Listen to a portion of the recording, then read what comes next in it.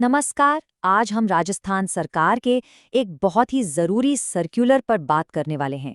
एक ऐसा सर्कुलर जो हज़ारों सरकारी कर्मचारियों की सैलरी पर सीधा असर डाल सकता है। देखिए, समय बहुत कम है और दांव पर बहुत कुछ लगा है। चलिए समझते हैं कि ये पूरा मामला आखिर है क्या। स्क्रीन पर जो आप देख रहे हैं वो सिर्फ एक कागज का टुकड़ा या कोई मामूली नोटिस नहीं है। ये है सर्कुलर नंबर 6644 और ये राजस्थान के वित्त विभाग की तरफ से आप कह सकते हैं एक आखिरी चेतावनी है।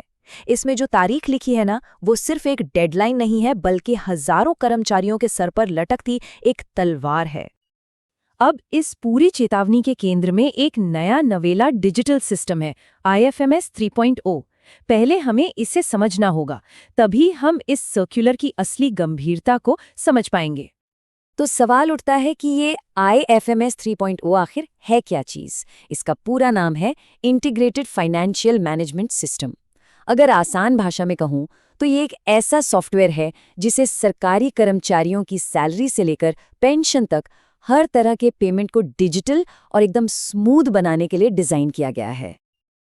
तो इसके पीछे सरकार का इरादा क्या है?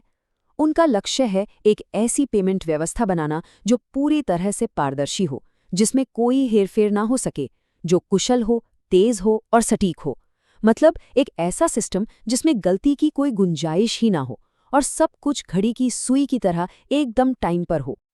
लेकिन सोचने वाली बात है, अगर इरादे इतने अच्छे हैं तो फिर इस तरह के एक अर्जेंट सर्कुलर की ज़रूरत क्यों पड़ गई? बस यहीं से कहानी में एक बड़ा मोड़ आता है। सिस्टम तो लाइव हो चुका है, काम भी कर रहा है, तो फिर अचानक ये आपातकालीन सर्कुलर क्यों जारी करना पड़ा? आखिर दिक्कत है कहाँ? और समस्या की जड़ वो यही है। ये नया चमचमाता हुआ सिस्टम एक पुरानी टूटी-फूटी नींव पर खड़ा है और वो नींव है कर्मचारियों का डेटा। हुआ ये है कि हजारों रिकॉर्ड्स पुराने सिस्टम से नए में तो ट्रांसफर कर दिए गए, लेकिन वो अधूरे हैं, वेरीफाइड नहीं हैं। और अब यही अधूरा डेटा पूरे सिस्टम को खतरे में डाल रहा है। तो कोई सोचेगा कि इस अधूरे डेटा से क्या फर्क पड़ता है? असल में जमीन आसमान का फर्क पड़ता है। चलिए देखते हैं कि ये छोटी सी दिखने वाली गड़बड़ी कैसे एक बहुत बड़ी मुसीबत बनती जा रही है। और देखिए, ये कोई भविष्य की चिंता नहीं है, ये अभी हो रहा है। इसी अधूरे डेटा की वजह से अकाउंटेंट जनरल के ऑफिस ने पहले ही कुछ मामलों में अनियमित पेमेंट पर लाल झंडी दिखा दी है। मतलब सिस्टम में दरारें अभी से दिखने लगी हैं। ये स्थिति दो बिल्कुल अलग भविष्य दिखाती है। एक तरफ है वेरीफाइड डेटा जिसके साथ सिस्टम सही से काम करता है, पेमेंट्स टाइम पर होते हैं और पूरी पारदर्शिता बनी रहती है। और दूसरी तरफ है अधूरा डेटा जिसके साथ सिस्टम के वैलिडेशन फेल होते हैं, गलत पेमेंट होते हैं और आखिर में कर्मचारियों की सैलरी ही रुकने का खतरा बन जाता है। इस बढ़ती हुई समस्या को देखते हुए सरकार चुप नहीं बैठी है। उसने बहुत ही कड़े और बिल्कुल साफ साफ निर्देश जारी किए हैं।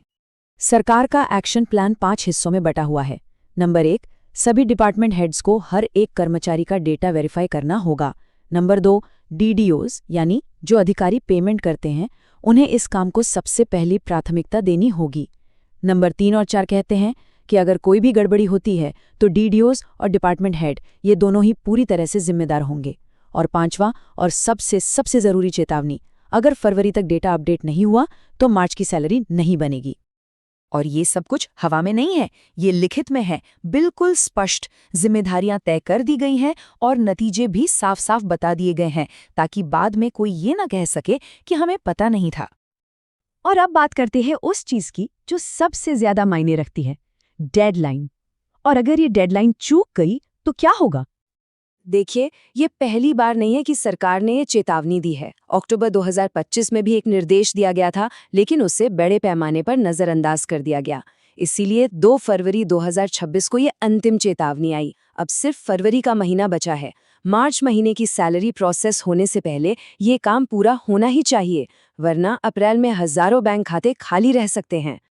और सरकार कितनी गंभीर है, ये सर्कुलर की इस एक लाइन से बिल्कुल साफ हो जाता है। इसमें लिखा है, जिन कार्मिकों का डेटा अपडेट नहीं होगा उनका माह मार्च 2026 देय माह अप्रैल 2026 का वेतन बिल नहीं बनाया जा सकेगा। इससे ज़्यादा स्पष्ट शब्दों में और कुछ नहीं कहा जा सकता।